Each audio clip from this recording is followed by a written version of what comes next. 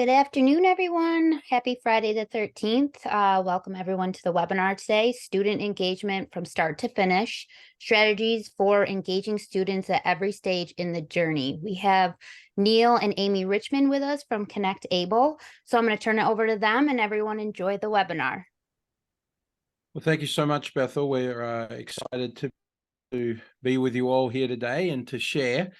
And boy, I'm looking through the chat right now and I'm seeing people from all around the country, which is awesome. I saw New York City and Connecticut out on the east and California and others on the west and lots in between. So that's awesome. Glad you're here. Thanks so much for taking some time on a Friday afternoon to join us.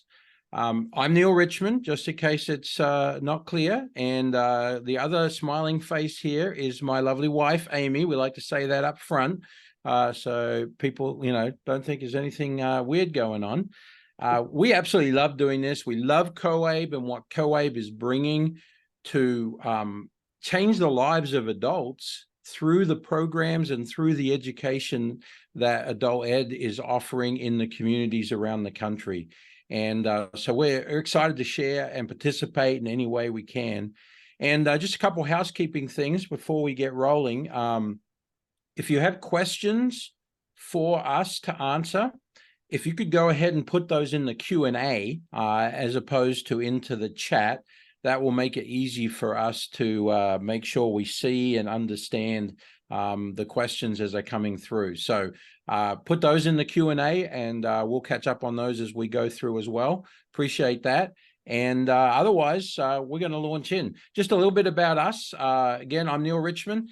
Just in case you're hearing a Southern accent today, let me clarify. And this always works better when there's people in the room where I can see the faces, but I'm going to imagine your faces now. I'm from Australia. I've lived in America for 33 years. Connectable is based in the Indianapolis area. And I was a tech guy. I was actually a teacher, a high school teacher, and then I became a tech guy and had a web design company. And my lovely wife, Amy, was an adult educator. And so I heard all the conversations she was having and said, you know what? I think we can solve some of these things with technology. I'd love to see what we can come up with. And we began to plug those things in for her program.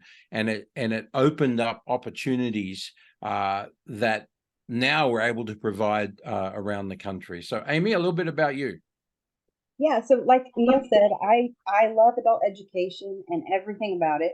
I taught middle school for about 15 years and then picked up adult ed at the same time. So I have about 18 years total experience in that area and just really passionate about it and have worn a lot of different hats.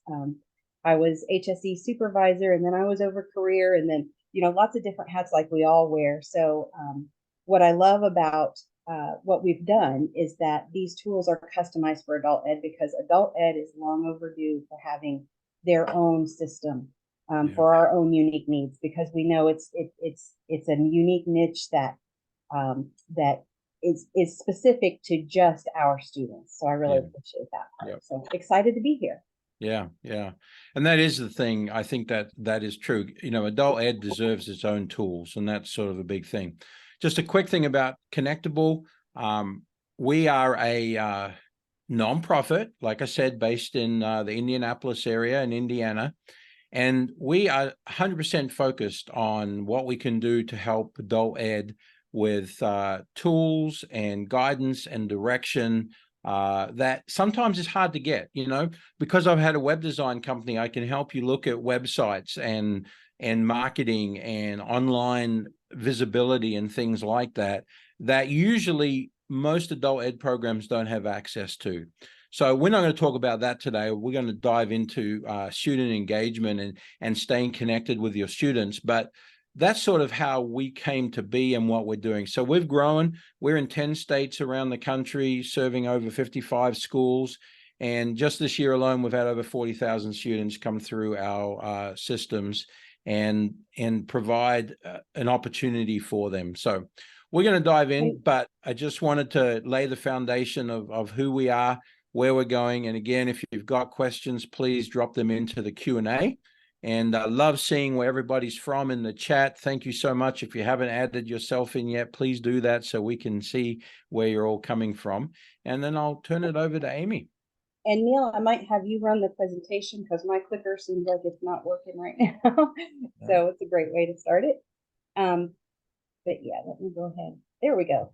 And so adult ed can be really confusing. We know that because what we just mentioned is that adult education, we measure things differently and the testing is different, and our adult students have different needs. And so as I faced this and we created this, Neil, go ahead and click through these, but you might see a lot of these similar problems, or not problems, but areas that you can, oh, my clicker's working, great. Areas that you have needs of special tools, because we have to look at not only federal, but state policies and our intake process, data collection, pre-testing, post-testing, barrier busting, all of these things that you see on the screen. And sometimes our brain can sort of feel like this, right? Because it's a lot. And a lot of us, is particularly if we have smaller programs, you wear a lot of those different hats. And so part of what we do is we help to untangle it all in an easy way. And so I kind of thought about, as we titled this presentation, we're teachers, so we like definitions. And so a system, you think of all the different types of systems. You have your body system, you have, there's even a food chain system, and, the highway and railroad system, and, the postal system. And then we have systems like procedures that you follow, like if anybody's on a health track, you have different systems for that.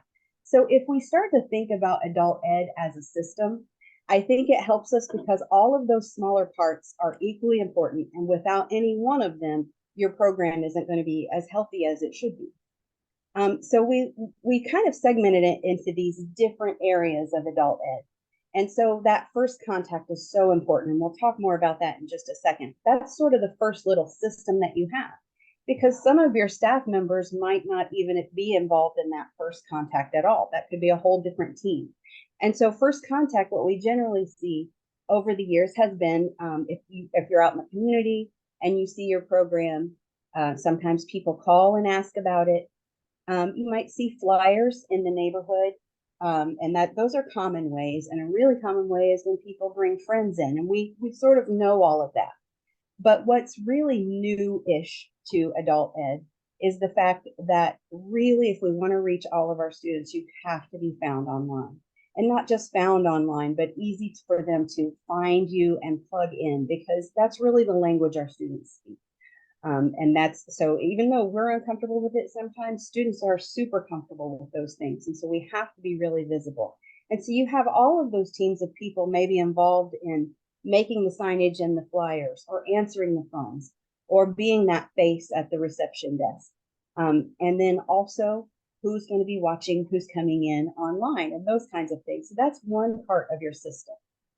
Once they get through that, the next little area that you work through in your system would be your orientation or your registration or testing. And the reason we put all three terms in there is with all the schools that we work with, which are, even though we're based in Indiana, we work with lots of different states, and everybody pretty much has a little slightly different thing of what they call it, but it's really basically welcoming your students, filling out your registration form, and getting them pre-tested. And then a whole nother issue is looking at assigning them to class, because when they test, they might think that they want in one class, but they might need another class. So that's a whole issue in itself. And then the actual instructors get involved in attending class, and there are different little areas in there where we might tend to lose students in that area. So we want to make it really easy to reach out to those students and catch them. And then lastly, this honestly, I see it getting dropped the most, because it's, we get students where we want them and they reach their goals. And then sometimes we forget to record that follow-up, all those great successes. So that's another piece. So if we think today through this talk that we're giving about each of these different areas, we have some different tools and strategies that work best in those areas. And what I love about what we've done, as I said, I was years in a large program in Indianapolis, but I have gotten such a perspective all over the US of different programs, and we all have the same goals. But wow, we've gotten some great strategies from some really good programs all across the country. And universally, these seem to be the areas that everybody is kind of broken up into in your teams. That might be 2 people, it might be 100 people. So it just depends on the size of your team.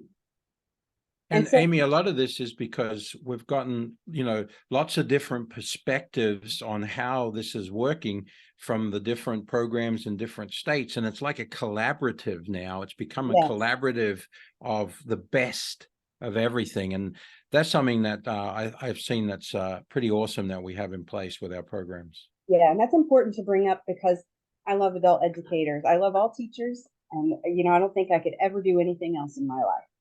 But honestly, my favorite is adult educators because we share. And that's what we want to do. I mean, we have so many more students to reach than who we are reaching across the board. And so when we have that many students to reach, it just makes sense to work smarter and help each other and not necessarily harder. And share, because what works for you, what we have found is what works for you likely works in another community in your state and maybe in a different state. So that sharing factor is really important. Yeah. So if you think of those areas, there are also, honestly, there are gaps in those areas where it's really easy to lose students. So one really important thing to think about when you're thinking, okay, I need to systematize my program, is you need to think there might be some drops in there that you're not even aware of, depending on which team you're on. So that's the most important reason to really think about your program as a system. And so, how else can creating a system help? Well, we all know that we're masterful at connecting with our students. One thing I know for sure, when adult educators get a hold of students, they don't let go. And I love that because we really want to get them to the finish line. And so if we have more time to connect, then we know we'll retain them, and we know our enrollment numbers will grow. And so those connections will lead to a healthier community. And so it really is just healthier all around, because that system, when you have a system, it's easier to get more people in to enjoy those benefits that you provide. And so again, we all wear so many hats. Anytime we can save time, we need to do it. And so we're going to show you some ways that you can do that and reach more students, but actually by spending less time, which is really helpful, because all of the paperwork and the enrollment and the metrics we have to check our boxes off, those are all really important for our program. But what we love and what's the beauty of our program is the time spent with students. So we think we would much rather spend that time with students, one-on-one, building rapport, than filling out papers and filing away their information. So this is important to connect for your teachers. And of course, my clicker is a little bit on and off. There we go. So Neil, I might jump in and have you click for me if it stops again, but I've got it. Yep. Nice. So what I want you to do as you're thinking about this, even now, just about what we've already said, some of you might be thinking, yeah, we have a system. Our program works well. Our numbers are good. Our metrics are good. We have a system. But I want you to ask yourself these questions, because sometimes what I found, and even in my own program where I used to work, there are sometimes areas that you don't realize other people are struggling or other people don't know about. So I want you to think about these questions. Talking about your team tasks and just the everyday things that you do in your role.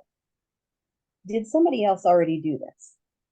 If you don't take a good hard look at your program and really have, even if it takes a meeting of everybody together at the table, I have found so many times from our vantage point that there are some duplicated tasks that people didn't even know were being duplicated. So right there, time can be saved already. And then the other thing, Neil, go ahead and click for me on that one, because this is off again. Think about who's in the best position to do it. This is so important. And we know this about our students. We know different students are good at different things, but also different staff members are good at different things. So is that front-facing first contact person, is that the person that people are always hovering around and has that magnetic personality? Or is that person actually stuck back in your data office and they should be front-facing? So think about your roles and who's best and what's the most time-saving and efficient And then ask yourself also, click one more, Neil. Does everyone who needs the information have it? Here's what I mean. We often in adult ed, we're not full-time and we work part-time. And let's say I did intake and I have all this information about a student who shows up. Well, the teacher might not be there at the same time. And if they're not in the same building, it's often hard to get really truly all of the information about that student. So having that information at your fingertips as an educator is really an important thing to do. There we go. And so Neil, I'll go ahead and let you take over through here. Yeah, so it's going to take a mindset shift. Here's what happened. It's so funny because I started into the adult ed world probably in about 2016, 17. I went to the IAACE Indiana State Adult Ed Conference, and I was trying to help programs become more digital and think about how to do things electronic versus paper. And if I could go back and watch the video of that, I'd probably go, oh my goodness, people just didn't want to talk about going digital at that point. And over the years, there's been a little more thought that way. But we all know what happened over the last few years. And when COVID came along, and all of a sudden we were stuck, the digital opportunities opened doors for programs that they hadn't thought of before. And so many have gotten very used to that. And so the times have changed. But the question that we really want you to think about today is, have your processes changed along with the times? Have you gone back to paper and pencil? Or maybe you never left it, like in the little illustration there. I'm not here to point some fingers, but I'm here to challenge your thinking to see how you could go about extending your reach, because our goal as a nonprofit, COAB's goal as a nonprofit organization, and I bet your goal as an adult ed program is ultimately to impact more lives. That's what it's all about.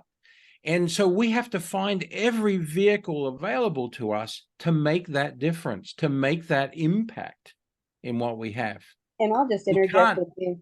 Oh, sorry. I'll just interject here as well. I was one of those. I was so comfortable in my role. I loved it. The tasks, I just had it down pat so I could get to the student. But I didn't realize how if I did it a different way, I could save time and even impact more students. So I sort of represent the side of the team that is sort of non-techie, and I like all the traditional methods, but I've learned over the past 3 years that we can just do more and reach more people if we do challenge ourselves to say, well, we've always done it that way, but did we have a good reason to do it that way? And if that's being said, that's not a good enough reason to not try something new. Is the challenge that I would throw on all of that. So, let's talk about that first contact, right? Are you prepared, and are reaching out again and again and again and again to students? You see, we live in a crazy little world where we get so much stuff coming in at us that even if we're interested, we sometimes miss stuff and we have to be reminded. That's why so many service organizations like your doctor and your dentist and other places have gone to sending text reminders and things like that, because we're so busy we forget things. This is an important key component right here. You have to keep reaching out. You can't just do it once and expect that that's it and then off you go. You got to make sure you have the right people in the right place. Who's answering your telephone when somebody calls in? Who's at the front desk? Who's running your chat? Or better question yet would be, do you have chat? Or do you have some mechanism electronically? Is anybody actually answering the contact forms from your website, or they go into oblivion and nobody ever sees them again? These are all important things. I have seen programs who have very good, well-intentioned people at the front desk, but they are not the right person to welcome students in. and help them get the next step in the journey. You have to look at that as part of the process. And so you got to ask yourself these critical questions. Do all of your first contact team members have the knowledge that they need about all the parts of your program? Are you visible where potential students hang out? And what we mean by that is, I use the example of, maybe Panera Bread, putting flyers up in Panera Bread, or a laundromat, or a food bank, a place where students are maybe looking to learn English, and you have that opportunity, or get that GED or HSE. Are you putting yourself visible in those places? Are you advertising or doing things that show up where your students are? That's a key component, and so many forget that, and that's something you definitely want to remember in the mix. And Neil, I want to just interject one more thing to that first bullet point. I think we gloss over this sometimes as a program. I know I did. I knew what I was doing, had figured it out, got the process figured out, and maybe planned the launch of a certain career training program, but forgot to tell some key people, like the receptionist, who might get a question about it. And so in adult ed, because we are all part-timers, we have to make sure that everybody knows those program offerings and can answer those questions, because that is it's a bigger problem than what I realized it was. But in almost every program, that is one of the key issues, and one of the reasons they like our tools is because they didn't have that knowledge. They thought everybody knew what they were doing, but no, only their team of people. That there are other people in the program who might know. So that's really wider perspective. There's something being pointed out in chat that I just want to pause and mention. I put my email address in there because some of you are asking. You want to make sure you get a copy. I'm fairly certain we provided a PDF to COAB that should go out, but I put my email address in there. If you will send me an email, I'll make sure you get a copy. So just FYI on that. Like somebody said, if you put your email in chat, that won't mean you'll get a copy. You got to email me. So email me, and I'll get that to you there. Yeah, these are great places: laundromats, food banks. I would actually do a brainstorm with your staff to think about, where are all the places that your students encounter and live on a regular basis? Churches and synagogues and temples and places of worship like that, grocery stores, and putting things in those places, partnering with your school district maybe to put a little flyer out for them to students to take home to parents who could utilize the adult ed services. These are the sort of ideas that enhance that first contact. But here's the thing: once you do that, you have to have a very clear plan on what happens next, because I have seen people go crazy in that regard, promote like crazy, and it all fell apart because they had a horrible system of what to do next. Only option was to walk into our building between the hours of 9 a.m. and 9:05 a.m. on the second Thursday of the month. Things like that. I know that's crazy, but just little things like that make it so hard. And directing them to somewhere online makes that so much easier to just get their information, because all you want is a commitment from them, and then you can follow up. And that's such a key component. Yes, gas stations, another great idea. And it's really important too to think about, because of our funding and because of our staff shortages and things like that, we can't be there likely when students can be there, if they work or if they have different schedules, or if they just operate on a later schedule. So a lot of times what our programs will do, if they have a good system, is just put a sign on the door with a QR code. So even if they do show up, they can still scan the QR code, because the likelihood of some students who it's really difficult to walk through the doors of school, think about if they get there and it's closed, they're going to have to remember the hours that it's open. And also life's going to happen in between them. And so they have to still say, okay, it's right here, it's open at this time, and I'm still willing to come. There's just too many chances for students to change their mind unless at that first contact you have that set up. And here's the reality today: you have to be available 24/7. And that doesn't mean to say you have to have somebody stationed at school at all hours. It means you have to have a plan. And you know, yeah, somebody put in chat, like, hopefully they know how to use a QR code. We always put a QR code and then the URL underneath in case they don't, on that side, so that they can do that. But you have to have a plan, a system for students to get plugged in and take the next step.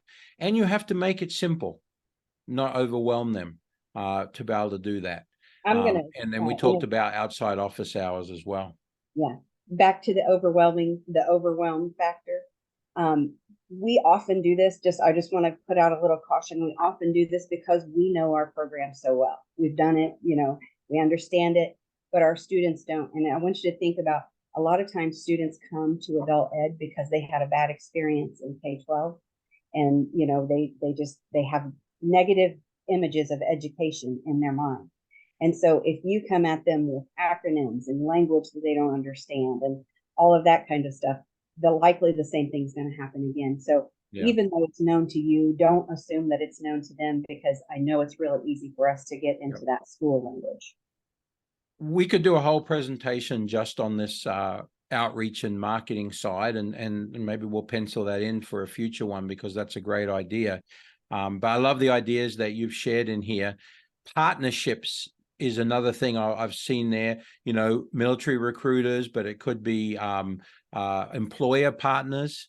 And there's just so many other organizations who are talking to the same people, and where you can partner with them, build a great relationship, and have them share on your behalf. That just helps that. But again, that's important. But what's even more important is you have a process for them to follow once they are ready to take the next step. And that's easy and not overwhelming to them. That's a key component. And one way, because like that's, you know, the same people who put that QR code on the door, put it on an employer partner, so that they're directing them in the same place. Because misdirected students, even with well intentions, misdirected students kind of get lost and nobody knows about it. Yep. So now that's the first contact. Now, if you think of the other little hurdle, so let's say that they've plugged into you and they're interested. And now the next thing is everybody has a registration form. You'd be surprised how similar almost all of them are. But in that registration form, there's a couple of things that we want to give you tips about that I think we've found have been more successful with students. So ask yourself these questions. Can it be completed ahead of time? And I was one of them, a lot of educators think, no, there's a lot of complicated information in that registration form. And you're right, there is. I had to learn it myself before I could present it to students. So if you give them the right help, students complete it ahead of time, because those little helps help them to complete it. But then when they get there, you're not shoving a form in their face. So that really helps to kind of have that ahead of time.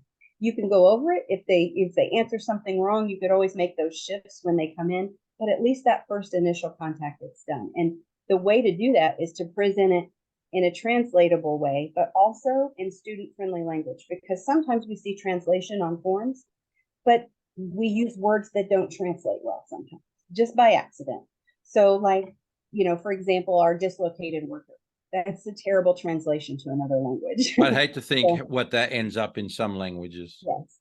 But if you say, did you lose your job because it moved out of country or something like, something that's very easy to understand, translatable, is really helpful to get that correct information. And what we see is a lot better student information, and a lot of information that's reported that would have never been reported before, because they might say no and then change their mind to later, like, oh yes, I do receive public assistance, something like that. So getting that information correct at the beginning is important. And then the other thing, accessible, smart, responsive, secure, all of those things are so important with forms, especially today.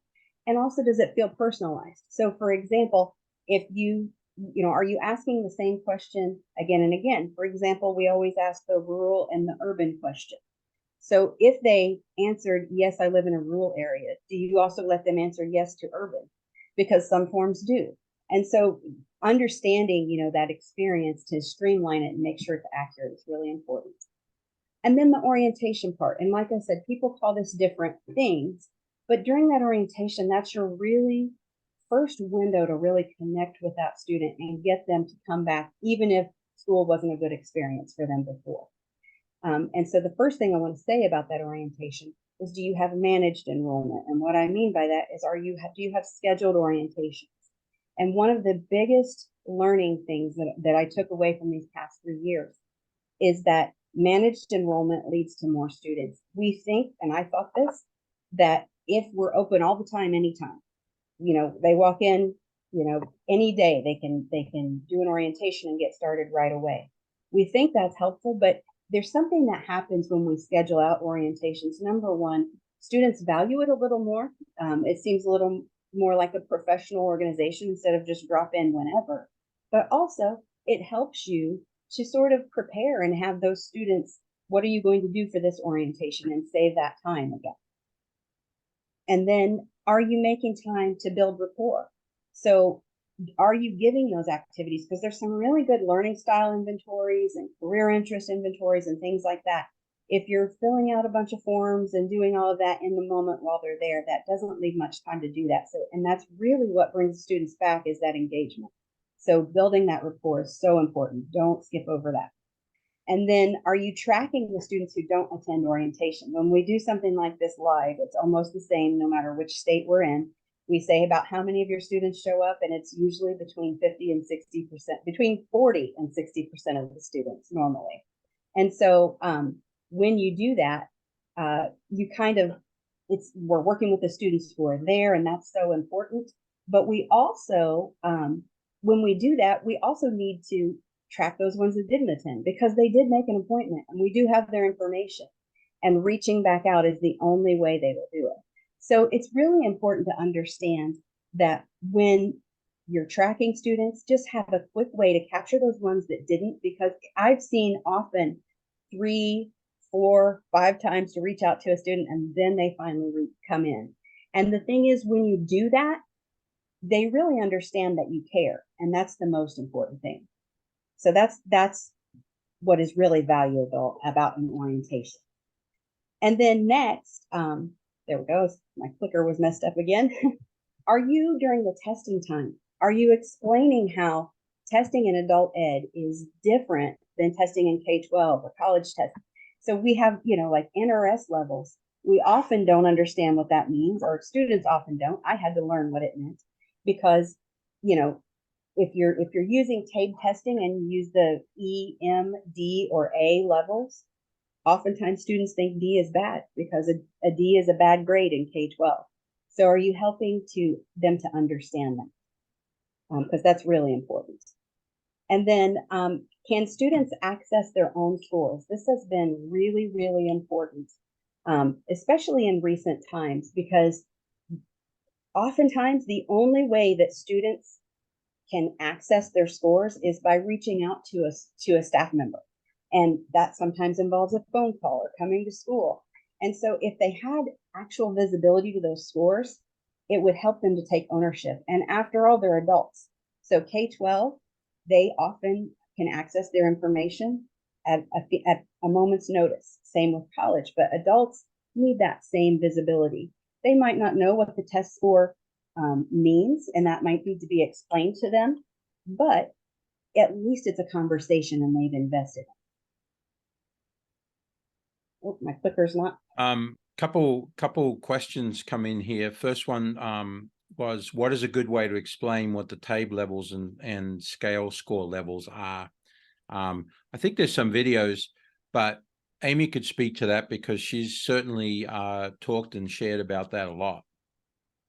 Yeah, so when you're assigning students to classes, a lot of times we all know how many times have students come in and, you have other locations and they think, I need to get my GED and I'm going to go to this location to do it, only to find that maybe they first need their language skills to be improved first. So that's a different class.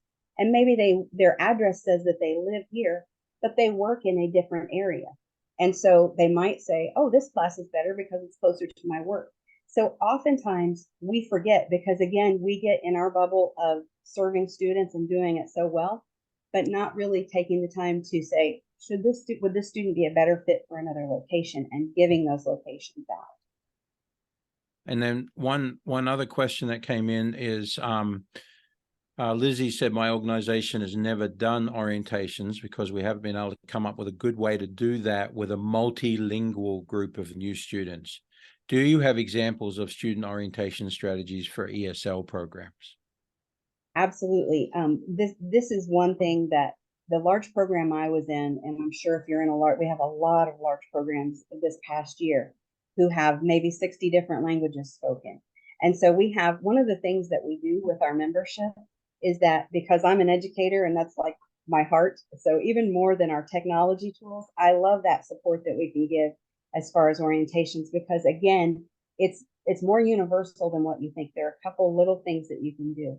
But it starts with also with those students having that, everything that you have translatable, because then it goes right to it speaks right to their language. And again, even if they're new language learners and you want to focus on just English, that first contact, it has to be something that can help them and they identify.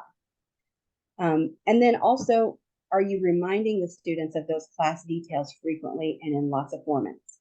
So as they leave, if you say, don't forget, come to class on Tuesday, it's in this room.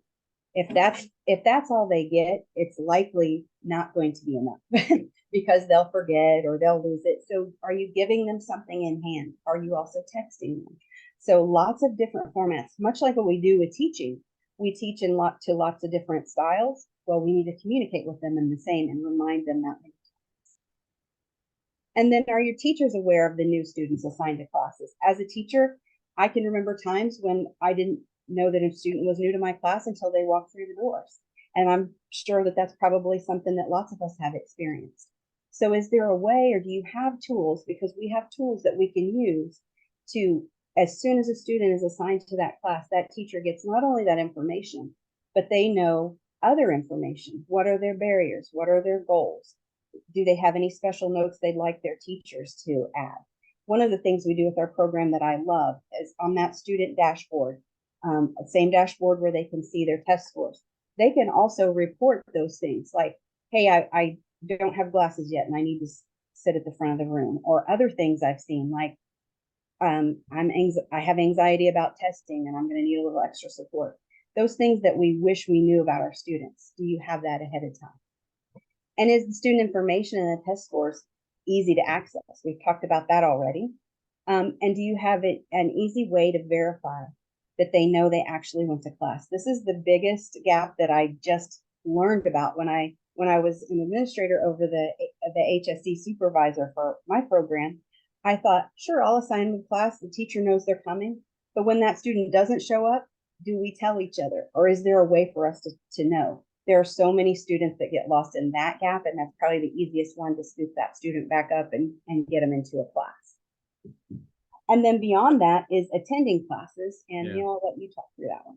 Yeah, I mean, there's so many important things there, especially if you have a big program and you are, have a lot of students and that sort of thing. Is there an easy and quick way to communicate with students so that it can be done without having to go through a whole lot of hassle? And, a lot of people use Remind as a system, which works from teacher to student and so forth, but the students do have to opt into that, and there's a lot of guidelines that have to come into play. But the bottom line is, administratively, there's no oversight to that. And so if that teacher leaves, all of a sudden, all that conversation and all that resource is gone. And so that's important. And then, is it easy for students to communicate with teachers and not be texting their cell phone all hours of the day and night? I remember when Amy would do that especially during COVID, she had students that she would send information to from her cell phone. And sure enough, she was getting text messages at all hours because they now had that phone and they could communicate. We want them to be able to talk and communicate back. We just need to find a mechanism to do that in the best way possible. And one of the things we found this last year is a lot of times students do it from the dashboard. And what we're finding is that if they can do that without having to use up their text, that's another way that they can. Yeah. Jennifer asked about a student dashboard. She said, what have you found that is a cost-effective to use as an LMS? Just Google Classroom. Well, there's a problem with Google Classroom, and that is every student has to have a Google account and often associated with that domain in order to make that work. And so Google Classroom is okay as a one-way street, meaning putting content out for students. But again, it lacks some administrative oversight things. And it also lacks probably the student engagement piece with all of that. I can probably guess your favorite elements now. Yes, Connectable has built an LMS specifically for adult ed with not too much stuff, but enough with all of that. And you know, that's what we like for sure on that side of things. And I don't know about you, but cost effective is important, but also user friendly. Because I've had a lot of LMS that it's just too complicated to do. So that's why we build our simple, because it's important to be able to do that easily. And we're giving you principles right here. We're going to share with you a little bit about what Connectable does and how we help adult ed programs. But you know, just know we're giving you principles that can carry no matter what. And these are things that we have discovered work and help programs move forward. And you hear a couple stories about that here in a little bit. But is there a central place for everything to live that everybody has access and visibility to? I love the fact that people are putting in suggestions for different tools and resources to connect with students. And they work without a shadow of a doubt, but they lack one function, and that is everybody has visibility to those. Often is the downfall on that. And that makes it a challenge. And something in the chat, I 100% agree. Somebody just said, I find that ESL students don't often use email. I would even add that all adult ed students, they just aren't responsive to email. So if you have a different way, that is definitely preferred, because some do, and that's a learnable strategy. I mean, that's something they can do after they're plugged in with you, but you know, when you get students into a program, they just don't check their email. So it's critical that you have another tool. Well, and text messaging has an open rate of 95 to 97% within 5 minutes of receiving it. Email has an open rate of maybe 20% when students have asked for it. So text is a much better option. Somebody asked the question, you know, basically, what's WhatsApp? WhatsApp is a texting communication tool. You can use it to make calls.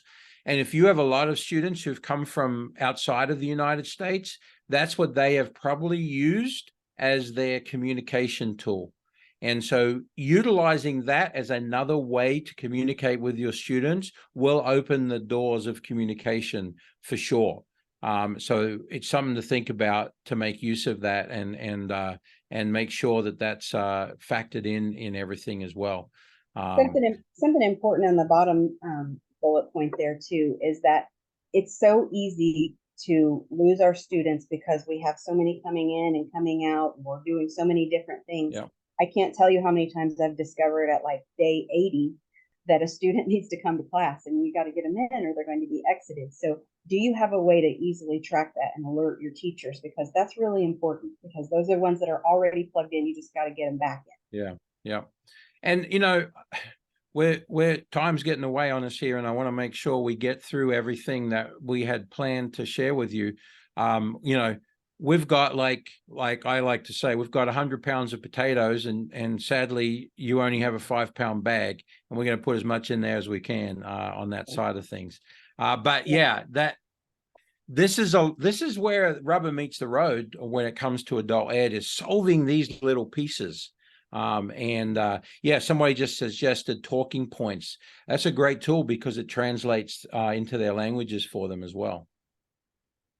Yeah. And then lastly, on the follow-up, that stage, do all of your staff members know the value of that follow-up? And here's what I mean. I never knew when I was teaching how critical it was that I wasn't reporting when students got certifications, or you know, I was just glad for their life that they got their HSE, and you know, they could now get a job and all of those things. So I was celebrating that with them, but I didn't realize that that equated to funding in your program. And are you tracking that? So when all staff members know how valuable that is, it can be an all hands on deck approach, because I can guarantee you the teacher right with the student knows a lot more about that student than what your data person does, who is just entering that information. So all hands on deck is really important.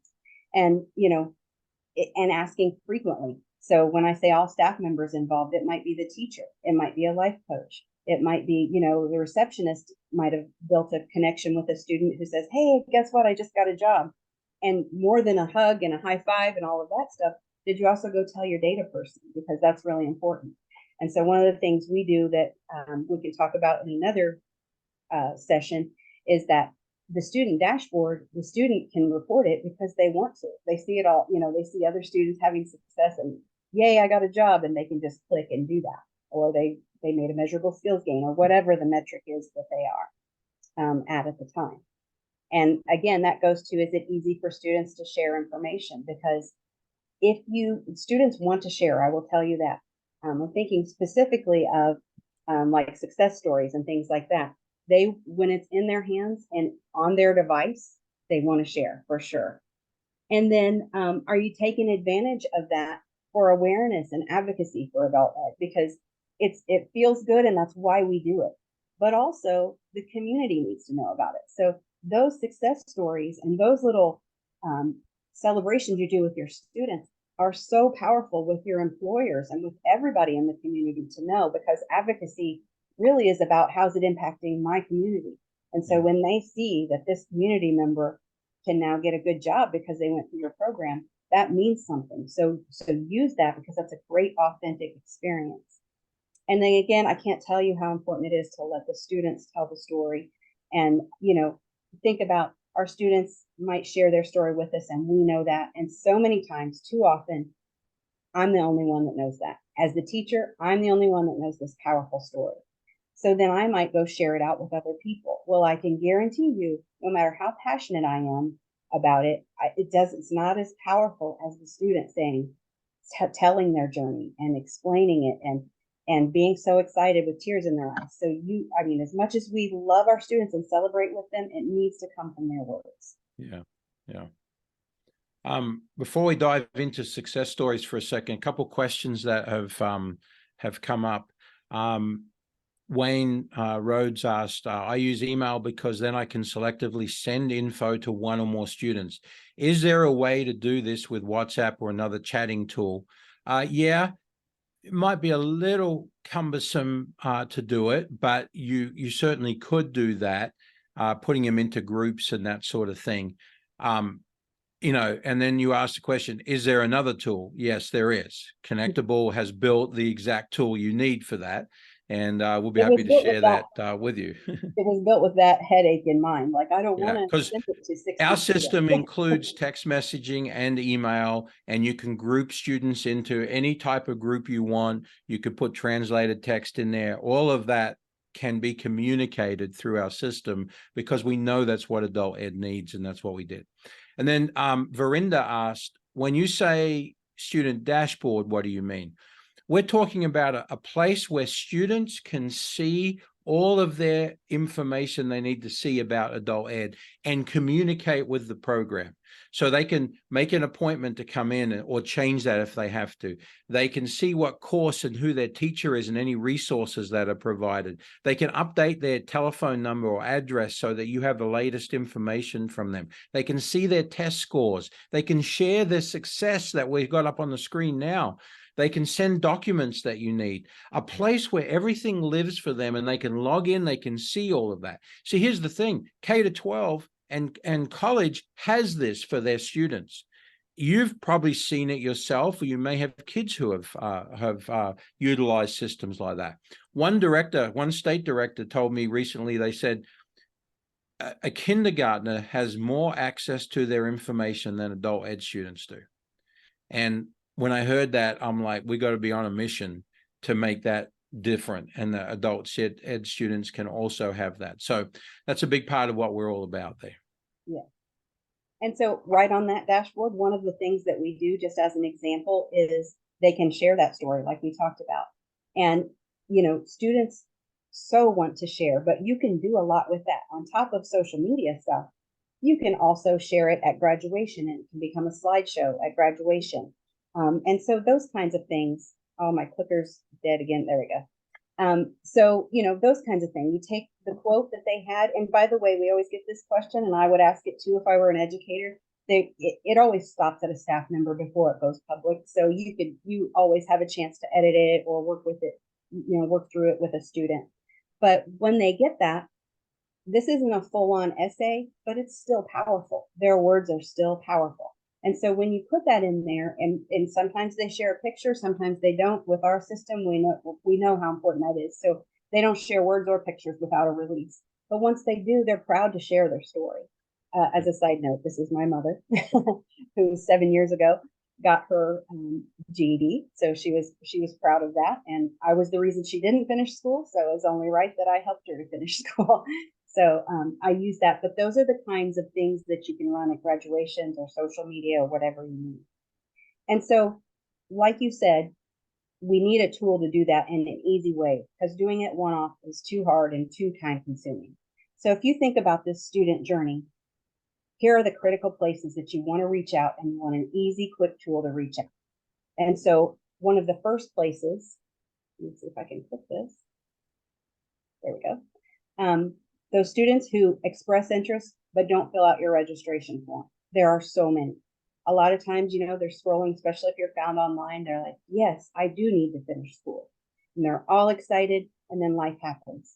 And so do you have an easy way to en masse reach out to those students? Because we've seen it, like I said, 3 or 4 times, and then they finally come in.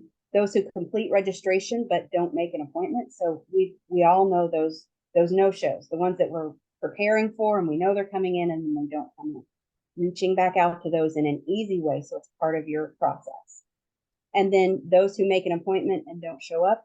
So maybe they went ahead and made that appointment, and they didn't need to reach out to them as well. So having those, even just those 3 groups of students, will grow your program. We've seen it time and again. And so we have lots of resources and tools to help with that. And this is a little 40-second video to help you see that back.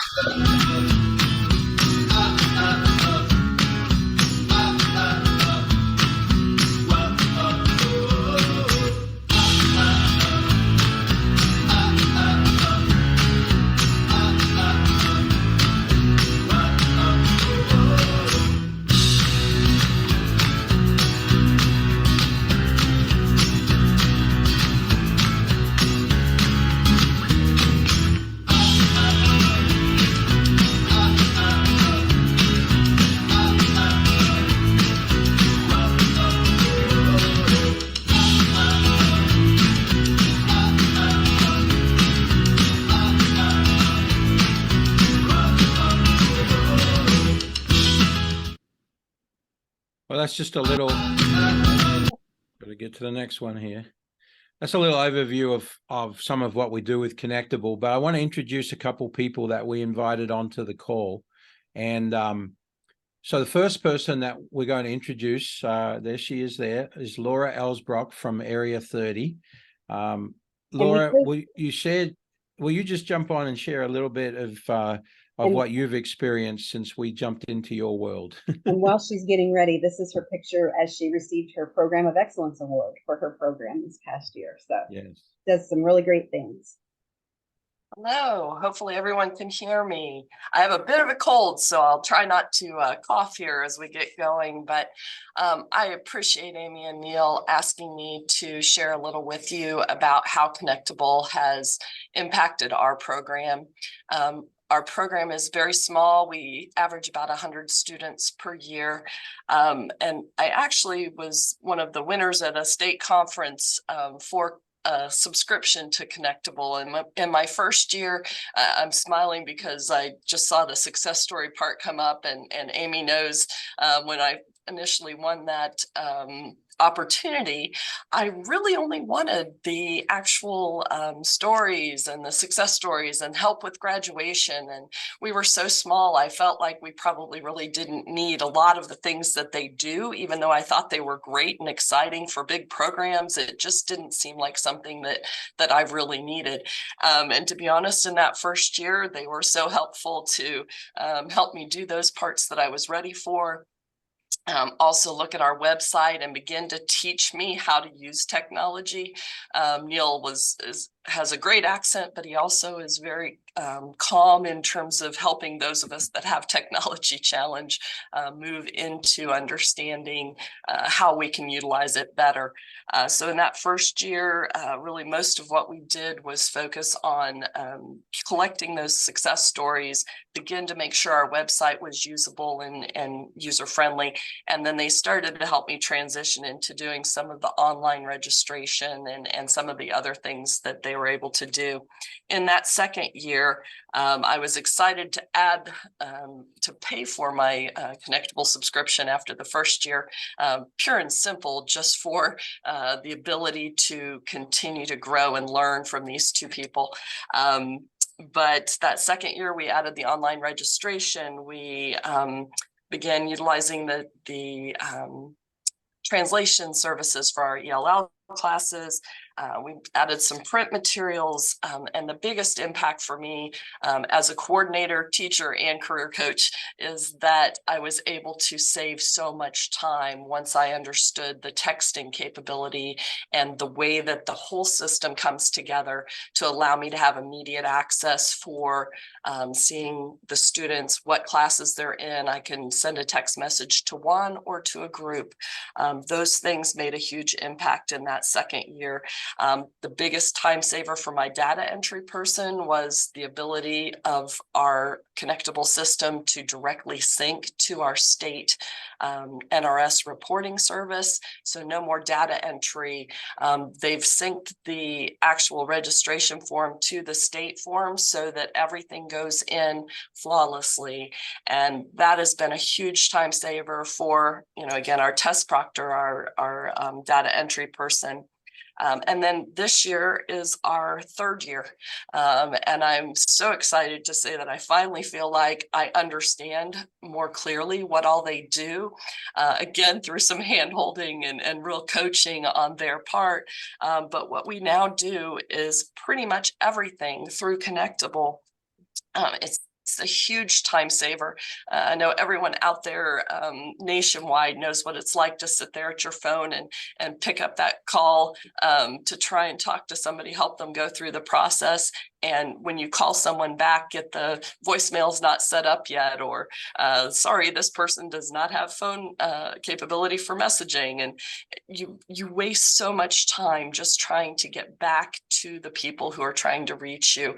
And once I understood that 24-hour availability was going to make an impact, I can honestly say it was eye-opening to me as an individual and as a coordinator for our program, because most of our students send in their registration information and connect with us at 2 a.m, 3 a.m, Sunday mornings. It's always at a time when we weren't open. So everything they've already talked about today, I think they did a great job sharing about the programs. They only touched the surface. There's so much more, but things like those door signs that make us available at any time, the marketing materials, those kinds of things are huge.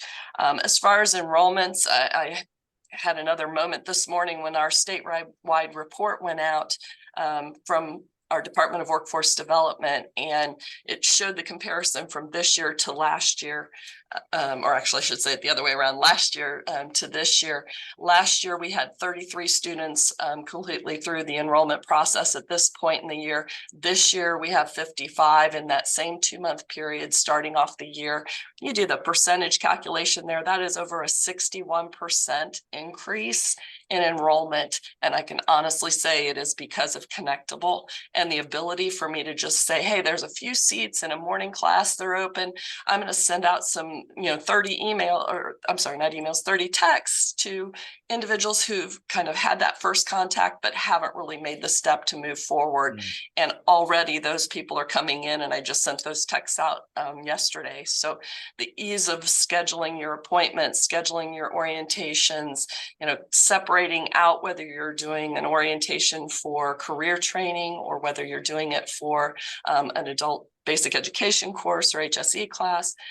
It's nice to be able, as an administrator, to jump in, change a time, add more students to a space, or specifically, section out. Maybe we've got too many 16 to 18-year-olds, and so we're going to put a few dates in hold for them a couple weeks from now, and we'll keep moving with our older students right now.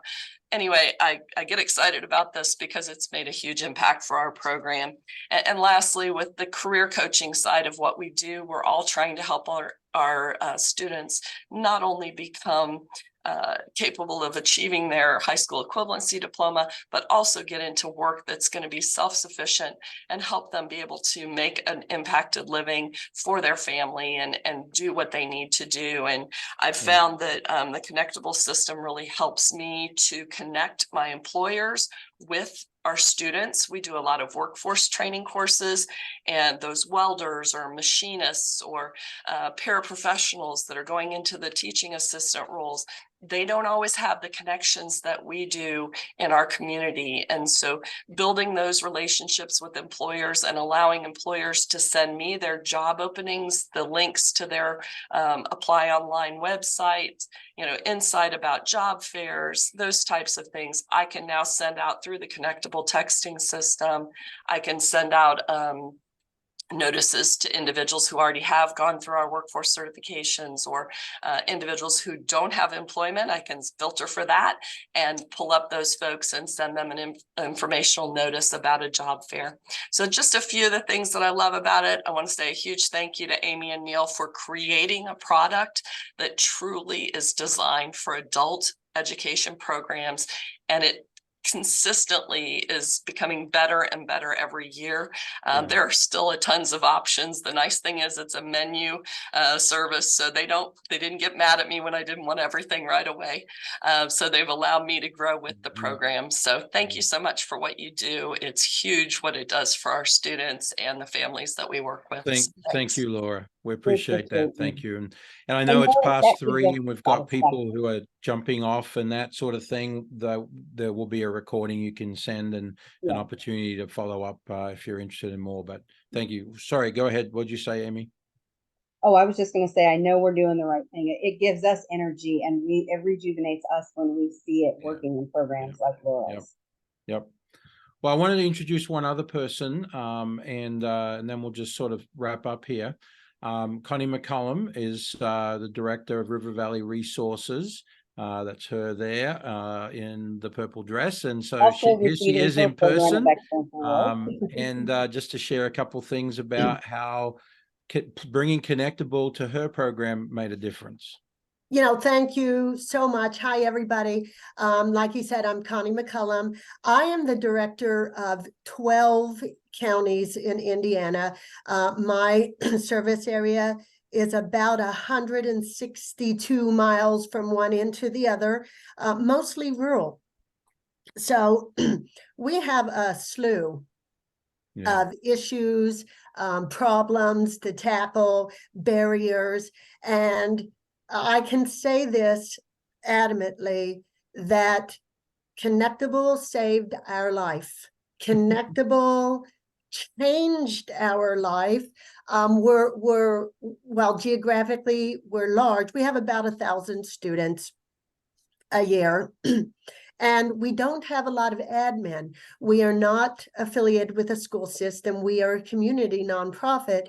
So managing the 1,000 students falls to me and one data person. So you can just imagine how difficult that is. We were floundering and drowning when I heard about Connectable. Neil and Amy came and talked to me about it. It sounded absolutely wonderful, but ominous. I mean, I was scared of it. I'm tech savvy to a degree, but not really. I couldn't figure out how it could work, whatnot, but it did. So in the time, we've had Connectable since March of last year. Our enrollments, we hit every enrollment goal. We actually doubled our enrollment from the time we had Connectable until the end of the year. We're already up and running. Our numbers are coming in. I mean, we're almost snowed under from the ability now that we have to reach our students and the ease with which they can go register. I mean, our ELL students, we have people from all across the globe. They can go to our website, they can register in their language. We can send them text messages in their language. And many of my teachers were rural Indiana. We don't speak all of the language we need. Yeah. And so it has helped us so much. Enrollment, registration. Listen, we are now saving trees, lots of trees, because it's not the back and forth paperwork, losing things. Everything goes straight from Connectable to our national reporting system. So my data coordinator can work on reports and all of the necessary things that she needs to instead of data entry. It has absolutely freed us up, changed our lives. And honestly, if you want to know more about it, you are more than welcome to talk to me. I mean, it's an honest, amazing program. We're glad we invested in it. We haven't even unlocked all of the tools in the toolkit for us, but we're learning. So if you're struggling with any of the things, the marketing, the enrollment, all of that, how to talk to students, student success stories, just talk to Neil and Amy and see, how they can help you, because again, it has changed our life. Both of my programs were programs of excellence, and I attribute that largely to what Connectable did for us last year. So with that, I'll stop talking, but thank you so much, Amy and Neil. I like Laura, I could talk about this forever. It's a great tool. Well, we appreciate you, and it's just fun to get to help good administrators like you to get their programs. No, I mean, it's great feedback, and we hear this story again and again from programs who are utilizing the technology and the resources. So I put up on the screen, this is sort of just a short list of benefits that we bring to adult ed programs. And if you want to have a conversation, there's no strings attached to it. I'll chat all day long. If you want to talk about how we could help your program with some of the things, but we're a nonprofit. We are actively seeking donations from organizations to help adult ed programs be able to have this tool. So we want to do all we can to help programs get it. And so getconnectable.com/let's-talk. That's how you can get a hold of us. Just submit that form. I'll be back in touch. We'll work out a time. We'll get on the phone or we'll get on a Zoom and talk and look at some things and see what we can do to help out on that side of things. Or you can scan the QR code right there on the screen. A question. Now, I'm happy to hang around and answer questions, so feel free to do that. And yes, that actually is a great point somebody just put in the chat. So with little staff, we have a tool. We feel like we're adding staff members to your program by bringing our resources in, and that's certainly something important there. Elizabeth asked a question.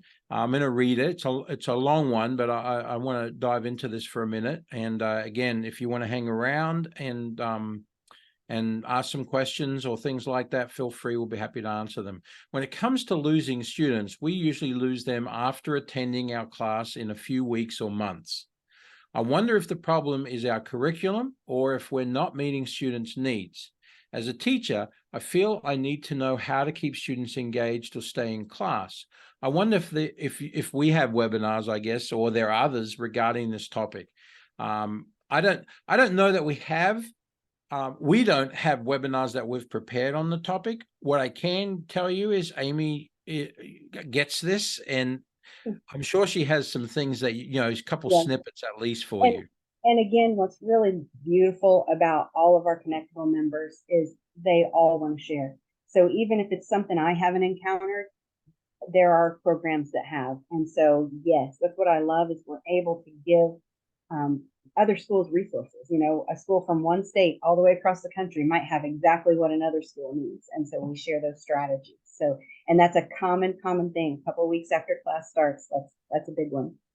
Well, and I'll give one tip on that just immediately to think about. Make use of texting to reach out and get a conversation going with the students who have disappeared.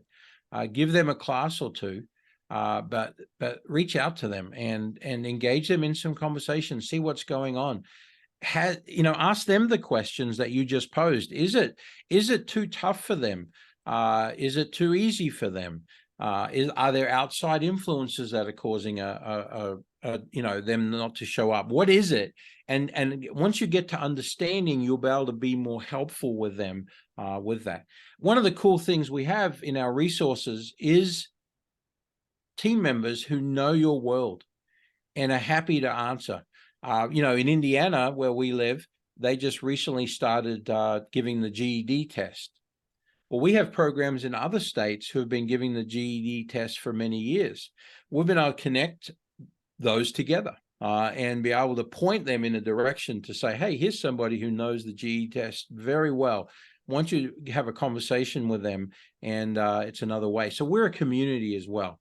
So, there's lots of little things we could throw there. We certainly cannot get into everything today because there's a lot, right? There's a lot when it comes to adult ed. But we certainly wanted to pique your curiosity, let you know that there is a resource out there that can help you with the very things we talked about, those pitfalls, those holes that students fall into your program. We have specifically built a resource that addresses every one of those so that you as a program can focus on making a difference in the lives of your students and not worrying about shuffling papers, and I'll use that term very loosely right now because we don't want to shuffle any papers. We want to have a digital system that you can manage easily from anywhere at any time that can move your program forward, like Connie and Laura have said, to grow and connect the disconnected with all of that. So I'm not seeing any more questions or any things that are in there right now. Like I've said before, you're welcome to reach out to me. My email's there in the chat, and you can ask any questions. If you would like to have a conversation, I'll reach back out to you if you go to the URL on the screen there right now. We do a lot for adult ed programs. It's heart and soul of what we do, and we love it. We want to be able to help more adult ed programs know and understand resources and tools that are available to them that most have no ideas. And so we'd love to have that conversation with you and help you see how you could make this work for you. So everybody for coming along. Thanks for the great comments in chat. We really appreciate it and appreciate all that you do in your little, corner of the world in the US here to help more young adults and older adults get the tools and resources that they may be missed earlier in their life. And before you dive out, make sure you jump in and complete the poll as well. We want to make sure that we've got everybody responding to that and give good feedback on what we're doing. Hopefully it was a great resource for you. Yep. Thanks, everyone. All right. Thanks so much, guys. We appreciate it.